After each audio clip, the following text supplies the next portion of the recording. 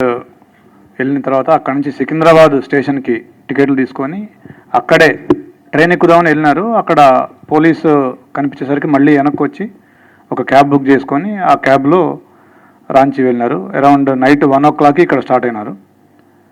నేను మొన్న అంటే 10th రోజు 10th 11th ఇంటర్వ్యూనింగ్ నైట్ 1 o'clockకి ఎక్కి 11th నైట్ అక్కడ దిగినారు. 9, 10 ఆ టైంకి దిగినారు. అంటే దీంట్లో టెక్నికల్ ఎవిడెన్స్ ఏ విధంగా యూస్ఫుల్ అయింది sir? At the same time Hafeezpet వెళ్ళడానికి వేరే రూట్ కూడా ఉంది, లైక్ ఆ ఇన్సిడెంట్ జరిగిన ప్లేస్ నుంచి వాళ్ళు మళ్ళీ ఒక ఇటు మాదాపూర్లా ప్లేస్ కూడా వచ్చారని తెలిసింది. సో ఇదంతా కూడా డైవర్షన్ చేయడానికేనా? అట్లా ఏం కాదమ్మా. యాక్చువల్గా వాళ్ళకి అసలు హఫీజ్పేట్ రైల్వే స్టేషన్ ఎక్కడుందో కూడా తెలియదు. వాళ్ళు ఆ రైల్వే స్టేషన్కి వెళ్ళాలనేది వాళ్ళకి మోటో ఉంది. ఎక్కువగా రైల్వేలో వాళ్ళు ట్రాన్స్పోర్ట్ చేసేవాళ్ళు, ట్రావెల్ చేసేవాళ్ళు. సో ఒక 2-3 అడిగి రైల్వే స్టేషన్ ఎక్కడ ఉందని వెళ్ళి అక్కడికి వెళ్ళి అక్కడి నుంచి మళ్ళీ సికింద్రాబాద్ వెళ్ళి అక్కడి నుంచి ట్రైన్లో పోదామని వాళ్ళ ప్లాన్ ఉండేది.